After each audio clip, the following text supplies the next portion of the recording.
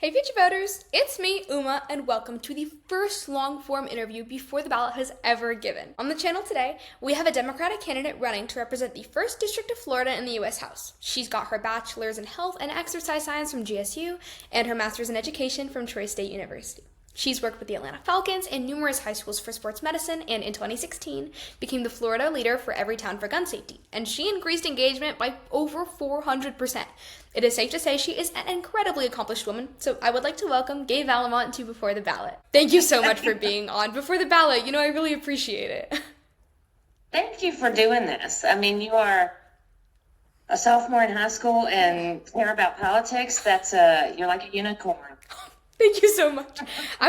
Thank you, because, I emailed a lot of people, I contacted a lot of people, and you were the first one to respond in such a timely manner. You were interested, and that made my day. I was so excited. So thank you for taking the time to communicate with Gen Z, because nobody talks directly to us. We don't matter. Absolutely. So I really appreciate you. I think you matter. Thank you. I think you matter a lot. Thank you. That's what I'm saying. Yeah. Just to start things off, I think to understand a politician, you got to understand the person. So why don't you tell me a little bit about where you grew up, and is there any political events from your childhood that you remember that kind of shaped you? Yeah, I've actually always been involved in politics. It's weird. Both of my parents were public school educators, Okay. and so we always advocated for public schools, and I knocked on doors at a really young age. And my mom had me out. I guess I was, cute, knocking on doors. That's one way to So say I've always been involved in the political conversation. Yeah. And it was weird because my dad was a Republican and my mom was a Democrat. Yeah. So I've spent my entire life talking to the other side. I like to tell people that I got the good genes. You did. You know how to talk to both. That's right. That's such a good quality to have. Honestly. And it's necessary in this district to have, because it is a 47% Republican district, and the rest of it is split between MPAs and Democrats. Yeah. So, know. Yeah, I get it. And, speaking of that, a new survey reported that 45% of American adults are now, registering independent, no party alignment. So, and you live in a, very, very Republican area. So what would you say that the Democratic Party needs to convey in order to do well in this election? Well, I think it's two-pronged. I think you have to have a good candidate. Yeah. But I also think you have to get past the vitriol and the hate that each side has for each other. And I think you reach that by being a normal person. Say it louder for the people in the back. Scream it from the rooftop. Oh my gosh, yes, I fully agree. And, like you said, Gen Z matters. We need to cut through all this hate. We have the possibility to make up 25% of the VEP, voting eligible population. What would you say to us to get us to the polls? Well, I hear this all the time from Gen Z. My vote doesn't matter. I have nothing to vote for. My life won't be affected. Who the president is. And the way that I kind of combat that is I try to find one thread, or one thing that changes your mind about that. For instance, gas prices. If you're driving, then you're paying for gas. Yeah. And the reason, there's a direct correlation between this war that we're in and the gas prices that you're paying at the pump. Yeah. And for a 16-year-old to understand how government works and why government works the way it does, you have to have a link between the two things. Yeah. And that's the closest thing. But there's also being able to afford health insurance, college, and, not too many people are concerned about buying their first home at your age, but eventually there will be that urge to live in your own home and live the American dream. Yeah, so many people aren't promised that anymore, and I want to bring that back. There's more to the world and something to look forward to. Yeah. And so your vote adds to that. Yeah. It really does matter. And I think part of the reason that my generation is so disillusioned with politics today is we get a lot of our information from social media. Like, I just did a video recently that reported 50 to 82% of Gen Z gets their news from social media rather than like a newspaper or watching a television network. So, I'm interested, what's your strategy to ensure that Gen Z is hearing your message? Like, are you on social media? I'm very proud to say I have a large social media following. Period. Because I think it's important. And it's your age, but it's also people my age have turned to the internet, and cable news is bringing everybody down. Yeah. But it's important to talk to you because that's your main source of news. And if I can come to you where you are and talk to you about things that matter to your life, then it's going to resonate more, right? Yeah, of course. I like to do face to camera talking about issues. Yeah. I also like to go out and do coffee with the candidate. Yeah, I saw that. Can you Just tell me more about face-to-face that? stuff. Like, I was really interested. Can you please tell me more about that? Because I saw it and I was Yeah. this is such an interesting thing. It's kind of like we put it on social media, and we're in different neighborhoods, and we just kind of show up. And then other people show up, and a lot of people your age, below 25, show up and want to have conversations about what's going on. And that is the best. It makes you so easily approachable. Like, and that's important. That's important in your politicians, to have accessibility. yes, 1000% agree. Because I think that people don't see their politicians, which I am not a politician. I don't want to die in a congressional seat. I want to go there, do my job, and come home. I believe in term limits. I believe that we have an ethics line that we have to stay above. Yeah.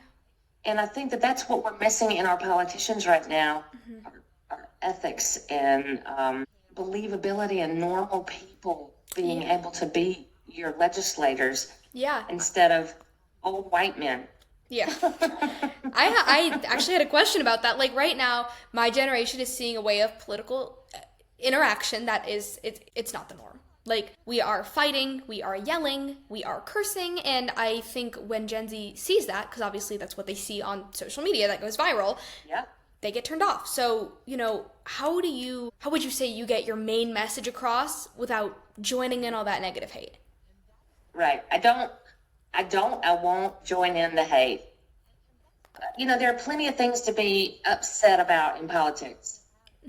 But I encourage my Democratic friends to have conversations with people that don't agree with them. Yeah. And the way I tell them to do that is to pick a thread, spend a lot of time thinking and listening to the other side, and then pick some thread that you can agree on. And then once you find that one thread, you can pick another thread and find something that you can agree on, like child care for all, or health care for all. Why those things are important. We may disagree on how to pay for them. Yeah. But the sentiment is the same. Yeah. I think it's really easy to forget we're all doing this because we all want people to live better lives. But exactly. Yeah. Exactly. And I think if we both understood that, if both sides kind of understood that we have your best interest at heart and where we think this country should go. Yeah. It's not evil, which each side wants to say that the other side is evil and that we don't agree on anything. And that's simply not true. Yeah. We just have to recognize a problem, sit down on either side, bring our ideas to the table, and see what floats to the top. Exactly. Like, we had the same goal, just different routes. And you know what? Exactly. We just got to figure that out. Okay, I am going to shift gears a little bit here. I did want to start talking about some of your policies, but the biggest thing that stood out, to me when I was researching you is your stance on gun violence. I live 10 miles away from Marjorie Stoneman Douglas, and, before that, actually, I lived in Connecticut. I lived 10 miles away from Sandy Hook. And, the day after Sandy Hook, my school did go into lockdown, and, it was terrifying. So I know firsthand how prevalent guns are in American schools. So I just wanted to ask you, like, what event inspired you to get involved in this mission? It's going to sound weird because most people point to one mass shooting. Oh, yeah. But I work in sports medicine, and I worked in Atlanta before I moved to Florida.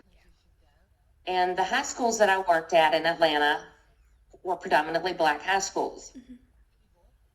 And my athletes, I'm an athletic trainer, so that means I'm the one that runs out on the football field when somebody gets hurt. Okay. So I take care of injured athletes. Yeah. The majority of my athletes that were, 300-pound linemen and going to go to college and get big scholarships and make a lot of money. Huge football. But they had to live differently than their white counterparts 20 miles in the other direction. So I got involved in gun violence prevention because my black students were having a different experience in life than my white students. And so when we moved to Florida, I wasn't here very long before Polk happened. Yeah. And I took over as the state lead for Moms Demand Action for Gun Sense in America. We had, I believe, 10 local groups throughout Florida, but I grew it to 32 local groups throughout Florida. Yeah. And managed a ton of people that actually cared about preventing gun violence.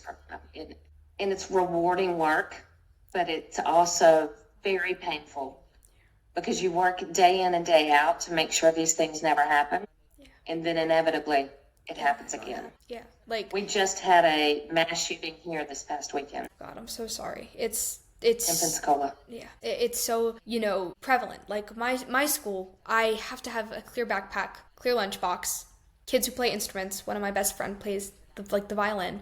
She has to go to school every morning, open the case, search it. There's no weapons. Sports, they have to check their backpacks. Like my friends' schools, they have metal detectors. They have to line up and go through the metal detectors every morning. So, it's scary because I think Gen Z knows that this is a very real threat to, our safety. Like we are, unfortunately, we may be likely to die in the place where we are meant to feel safe. So, you addressing this is very close to the hearts of most Gen Z. And, I just wanted to know. That breaks my heart. It just breaks my heart to know that people are scared to go to school. Yeah. How do you educate yourself in a public building that you don't feel safe in? Yeah. And that should be the goal of all adults, is to make sure that our kids are safe, especially while they're trying to learn. Yeah. It's not against the school. Like I've seen people say, like, it's against the school. It's not the school's fault. It's just we're just... No, and how do you harden a school building? You have to have clear backpacks. Yeah. You have to check all the bags. You have to have metal detectors. You have to do all those things. And I've heard you, I know that you've heard people my age go, well, the people in my school had guns in the back of their truck because they hunted in the afternoon. But we never had this sort of issue. Danger. Yeah. Issue. Your school experience is very different from mine. Right. Yeah. I was just wondering, what are some of the steps you've taken, as leader of these organizations that resulted in change, and what do you anticipate on adding in the future? Probably the most important thing that I did as the leader of Moms Demand Action was work on gun safety.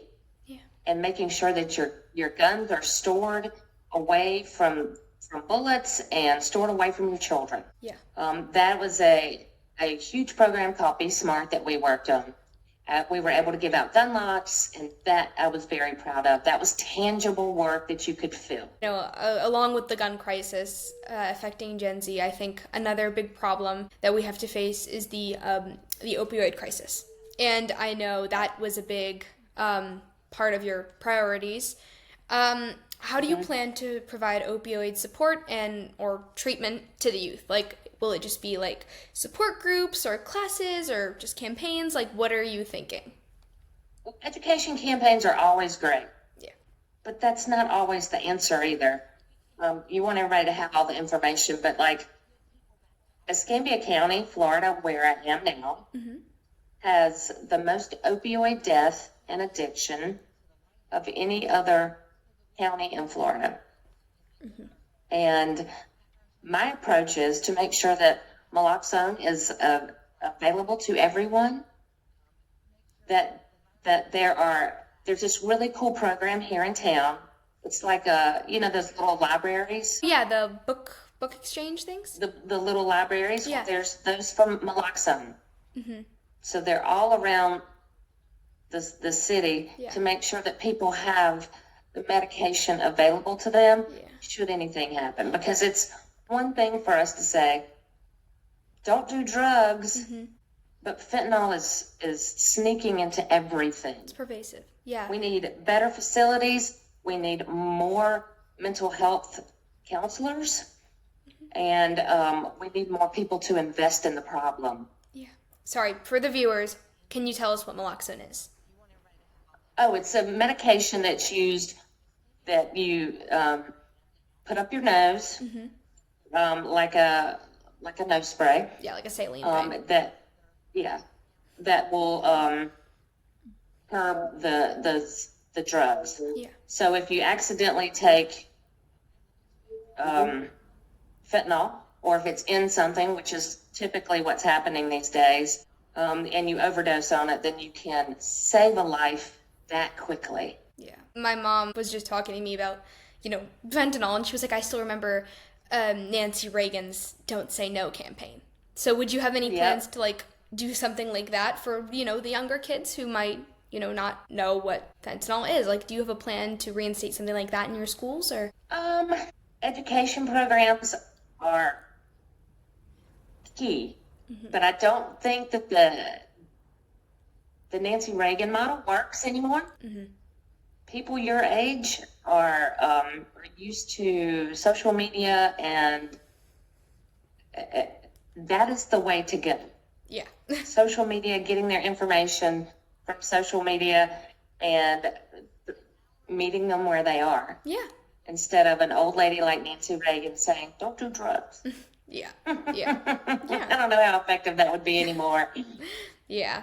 Times are changing. But, speaking of that, actually, what you said earlier about housing, I find, even me, I'm worrying about, oh my gosh, I'm not going to be able to buy a house. Because only 5 to 27, depending on how you cut the age bracket, of course, of Gen Z own homes. U.S. house prices have surged by over 50% in the last 5 years. So, can you tell me more about the bipartisan 21st Century Road to Housing Act that you plan to pass? I saw it and it just immediately caught my eye. How would that help lower prices for my generation?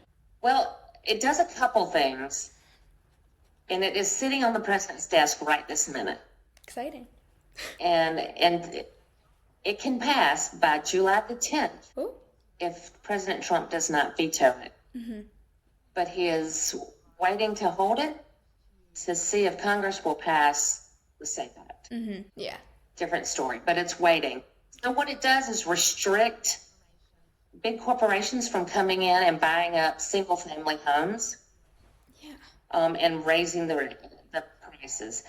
It lowers the cost of building houses. Ooh. So that we can have more inventory. Because what the problem is right now is that we have low inventory of houses, and when that happens, they can charge you whatever they want to for it. Oh, yeah.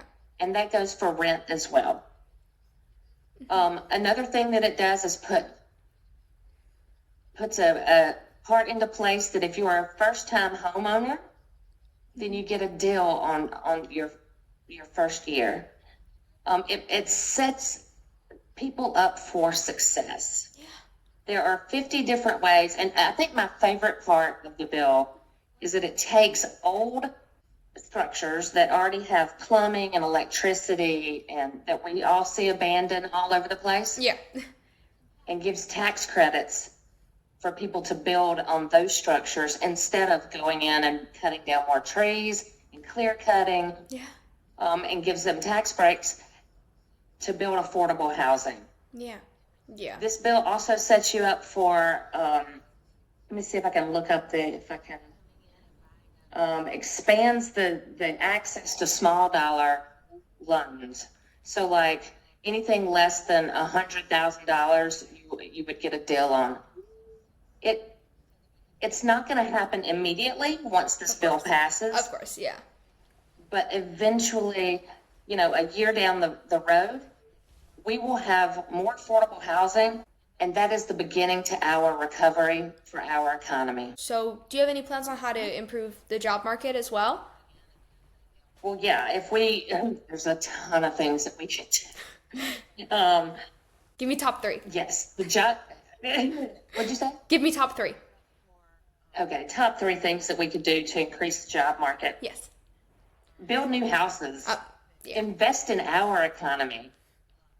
The top 1% is making billions and billions of dollars right now. We need to invest in the middle class.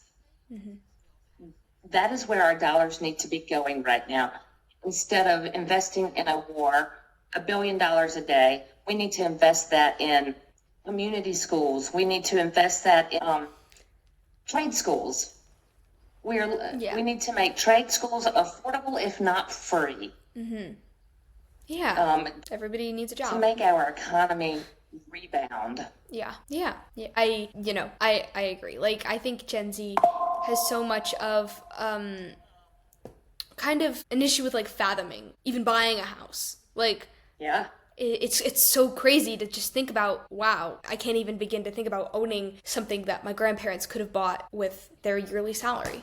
Like, they could have... Right, and generational wealth, there's a problem right now with generational wealth because, it used to be that people would leave their family homes to their children. Mm-hmm. And now I talk to people every day who can't afford to stay in their family homes because they can't afford the homeowner's insurance. Upkeep, yeah. Or the property insurance in Florida. Mm-hmm. Florida has its own very specific issues to home ownership. Home ownership. Yeah. Owning a home in Florida is crazy. And speaking of insurance, actually, I just started driving. God help us all. But the big thing that I've noticed with people like my generation who's just started driving and getting their license is the auto insurance. Because, we're new drivers. We're going to make mistakes. So auto insurance is pretty darn expensive. Like, even when you add to an additional parent's plan, like, it's still significant. So is there anything you would do to, remedy that? Well, it's all insurance. Yeah. Right now, it is homeowner's insurance, car insurance, health insurance. Mm-hmm. It's all very, very expensive, and it's all because there's zero regulations around what they can charge you. Mm-hmm. That's why I think it's important. It's things like that you can say to people your age. This is why it matters who you vote for. Yeah. Because if you have a state representative that is taking money from the car insurance companies instead of passing that savings on to you, then that's somebody you don't want to vote for. Mm-hmm. You want to vote for somebody that's going to make sure that your car insurance is less expensive than your parents. Yeah. It all comes back to your vote matters. Your vote. You can vote for a reason. Like, we gotta get up and go. Yeah. I appreciate that you're telling us this because, again, what I said in the beginning, nobody's talking to us. So, right. This is the first step in hopefully a way to get politicians to start thinking about the little guy. We can't vote yet, but I think politicians have given up on trying to talk to young people. Mm-hmm. Period. Not just people that can't vote yet, but like people under 30. Gen Z. Yeah. Gen Z, because that's not typically a voting bloc that runs out to vote. Yeah. But I think that your age and the things that you're facing right now with gun violence, with how expensive everything, college is almost unaffordable and unattainable, that if you don't use your vote, you don't have any recourse to correct the problems that my generation put you in. Yeah, like one thing I always say, like, if you don't want to vote, then you don't want to change. Like, you can't, like, Then you're perfectly happy. yeah, like, you're fine with everything. If you're fine with everything, don't vote. But, you know, if something's bothering you, girl, you have a voice. Let's go. Exactly. Let's go. Yeah, I fully agree. I really appreciate, the effort. One thing I wanted to definitely talk to you about is express how sorry I am because, I know that you lost your husband and your son in the span of, a year, a very, very short time. And the first thing that I thought when I saw that was, my gosh, how does she keep going? Like, how do you find the motivation and the passion and the drive to just get up and serve the public every day? Like, that's the one thing on my mind. It's not always easy. My husband was 45 and he had ALS. Mm-hmm. And then 6 months after that, my 8-year-old son was diagnosed with a terminal brain tumor. I'm so sorry. I took care of both of them until they each took their last breath. Yeah. The reason I'm able to do what I do now is because they live with me in my heart. Mm-hmm. I do this because they would be so proud. People told me so many times, you should run for office, you should run for office. But when I had a toddler, I couldn't see myself possibly being able to do that. Of course, you're a busy mom. Busy mom. My son would have been 14 in May. And so he's been gone 4.5 years. And not 1 second goes by that I don't think about him. But I know that if they were here, I would want to make this world better for him and his future. Of course. So that's what I'm going to do. I'm going to make sure that everybody else's family is taken care of. Yeah, that is amazing. Like, props to you. Thank you. Wow. It's a lot. I think, my generation is to kind of, we've started going through since COVID, like grief. And, we've all dealt with it. We've all, lost something, lost someone, whether through, like someone passed away or, God forbid, we lost someone through gun violence. We lost someone through the opioid crisis. Yeah. So, hearing you say how, you're doing it for them, like, that's really inspiring. It can help a lot of kids who don't know how to move on with their lives. Like, what's one thing? We all kind of grieved through COVID. If you didn't know somebody personally that died, you knew a friend of a friend of a friend that passed away. Oh, yeah. None of us were. And so it just so happened that and I know a lot of mothers who have lost their children to gun violence. Yeah. And those moms held me up in my darkest times. And so I am going to make this world better. I promise you. If a 17-year-old, like, let's, live through COVID, they're here, they're experiencing everything, they cannot vote, they will not be able to vote in your election. Mm-hmm. If that person, that kid watches this interview, what's one thing you hope they take away from it? I hope they take away how important their vote is. Yeah. And that they should require that politicians ask for it. Because your vote is precious. Can't wait. It's not something you give away easily to one party or the other. Mm-hmm. It is investing in a person that you trust enough to take your ideas of what you need to happen to the State House or to D.C. or to the mayor's office of your city. Yeah. Your vote matters, and you should always do your research. Amen. Amen. It is. Excuse me while I cough. You're good. Yeah, it's important, and your vote and your voice matter. Mm-hmm. It may not seem like it. It may seem like it's just, what can one person do? One person can do a ton. Yeah. And I'm not going to cuss, but can do a ton of things. Yeah, like, again, like, do your research with, like, prevalence of AI in society. Like, I've been fooled. Like, people have showed me a video, and I've watched it for a good minute before I realized, oh my goodness, these are not real people. That's AI. Mm-hmm. So I saw an AI video or AI movie is coming out. yes, with an AI With a actress. whole AI actor. Yeah. AI actress. I just know a new data center was just approved, you know, in the Midwest. So how do you feel about AI? Like, what's your stance on AI? It has to be regulated. People your age are going to have jobs taken away, Yeah. but we also have to learn to live with it. I mean, it's not going away. It's definitely not going away, but we have to figure out a way to make sure that we can still have jobs for people your age. Please. So that AI doesn't take away jobs from not just actors or actresses, but fulfilling jobs that human beings need to do. For lawyers, for surgeons, like it's For surgeons, really yes. scary. It's really scary. Yeah.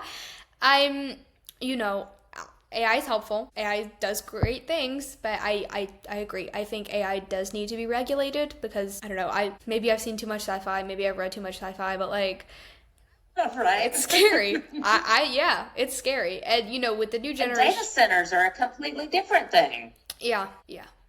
Like, They are talking about putting in data centers here, and I've done a lot of research on what it does to the water table. oh And the environment and how that increases the utility cost, and apparently a constant hum from these data centers that drives people insane. I kind of want to turn the tables a bit. I feel like I've asked you enough.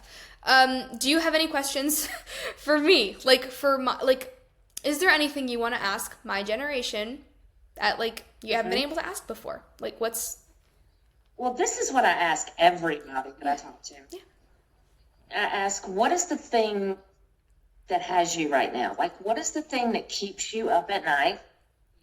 Or what is the thing that you worry about in our government Yeah. that keep that... that might not be beneficial to your life? Yeah. I think my generation, again, is worried about... Everything is so freaking expensive. Like, we are... Yeah, like my mom tells me about her childhood and like what she did as like a teenager, and she's like, I would just like, whenever a concert was in town, I would go to a concert. I'm like, whoa, that's crazy. And she's like, concert, like, it's all just so expensive. Like, not just concerts, because that's entertainment, obviously, but like gas, utilities, housing, food. Like, I think that's what Gen Z is most worried about. Like today in this current climate, we're worried about prices. And we're also worried about, Gen Z is very big on, you know, everybody matters. I think my generation is very big on, you know, like LGBTQ rep, you know, environment. Like, we're like, let's, you know, like race positivity, body positivity. Like, we're very, everybody matters. So I think we're looking for people who, you know, foster that sense of positivity, because... That makes me so happy. Thank you. Thank you. Yeah. We're very focused on making everything equal. We're locked in on that. I think See, and if adults would get out of the way, then we wouldn't have any problem. We gotta work with them. Gen Z. All right. I like to end each interview off on like a lighter note, because again, what I said at the beginning, to understand the politician, you have to understand the person. So I'm going to do a couple quick fire questions. Don't think about these. This is just off the top of your head. We're not trying to attack you or anything. But yeah. Okay. Favorite show right now? Favorite show right now? I just got done watching Beef. Ooh. On Netflix. That was a little weird. But right now I'm watching World Cup. I mean, it's World Cup yeah, everywhere. That's everywhere. Favorite food? Favorite food? I'm a Southern, so I like casseroles. Nice. I like bowl food. Like, if it's in a bowl and all mixed together, I love it. Comfort food. It's comfort food. That's right. Yeah. What's your favorite thing about Florida? So when I lost my family, the only thing that brought me comfort was staring at the water. Yeah. And so I stayed on the beach for 6 months, not straight, but pretty much. Yeah. And stared at the water. So that brings me peace. So that is my favorite part of Florida. Yeah. Like, water heals people fully. Yeah. Yeah. I fully believe that. Yeah. That's a an amazing part. The beaches and how serene they make you. Like, it's really beautiful. And if you've never been to Pensacola, you have to come. Ah, yes, we of have the course. most beautiful beaches. Yes, I live in the South, so it's really hot all the time. So, yes, oh, of course. And lastly, if you could have dinner with anybody, past or present, like deceased or alive, who would it be and why? It would probably be Shirley Chisholm. And I choose her because I would like to sit down with her now and see what she thinks about where we've come. Yeah, we've come so far since her era, but also we have a long way to go. We have regressed. I feel like with the Voting Rights Act and everything that has happened, she was the first woman to ever run for president. First black woman, yeah. First black woman to ever run for president. She was a spitfire, She's and a I force would of love nature. to know what she had, what she thought now. Yeah, I fully agree. And with that note, thank you so much for coming on. I really appreciated talking with you. This was such a great discussion. You're welcome. I am so excited for you. Thank you. This is going to be a great show. Thank you. Yes, because you're on it. Thank you so much. Is there anything that you would like to say to the viewers, how they can get involved with your campaign, ways they can get in touch with you, just anything? Absolutely. Follow us on Instagram, Facebook, TikTok. I do a lot of TikToking. On Wednesdays, typically I have a Ask the Candidate live Facebook thing. You can also go to our website, gayforcongress.com, because in Florida you can say gay. And let's see. Follow me on all my social media platforms and keep up with what we're doing. I'm excited about this campaign, and hopefully we get to Washington this time. Yeah, we're excited for you. All right. Thank you so much. It was so great talking with you. Have a great night. Thank you so much. Talk soon. Talk soon. Bye. Bye-bye.